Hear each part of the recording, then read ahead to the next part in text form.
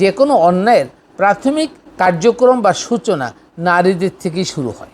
আমাদের তথাকথিত আলেম, ওলামা, পীর, মাশায়েখ, ইভেন এমনকি আকাবিরাও ইবলিসের এই চক্রান্ত থেকে রেহাই পায়নি। তারাও নারীদের কোরআনের জ্ঞান অর্জনের ক্ষেত্রে অনেক শিথিল ভূমিকা পালন করে আসছেন এবং এখনও করছেন। আর সেই সুযোগে ইবলিস ও ইবলিসের দোসররা আমাদের নারী সম্প্রদায়কে দিয়ে যে কোনো অন্যায়ের প্রাথমিক সূচনা শুরু করেন।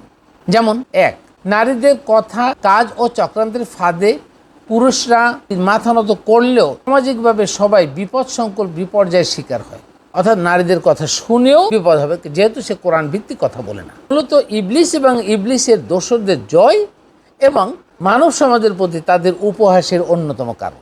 আবার অন্যদিকে নারীদের কথা, কাজ ও চক্রান্তের ফাঁদে পুরুষরা যদি মাথা নত না করে সামাজিকভাবে বিশৃঙ্খলা, রক্তপাত সূচনা ঘটে, এমনকি তার থেকেও খারাপ কিছু হতে পারে। মানুষ মৃত্যুমুখেও নিপতিত হতে পারে, এবং তাও ইবলিস ও ইবলিসের দোষেরদের জয় হিসেবে এবং উপহাসের অন্যতম কারণ হয়ে দাঁড়ায়। তাই ইবলিস ও ইবলিসের দোসরদের এই চক্রান্ত থেকে মানব জাতির জন্য শিক্ষা হলো সকল বাধা বিপত্তি অতিক্রম করে নারী পুরুষ সকলের জন্য কোরআনের মৌলিক শিক্ষা ও জ্ঞান উৎকর্ষের কার্যধারা বা উৎকর্ষের ধারা কার্যকরীভাবে অব্যাহত রাখতেই হবে।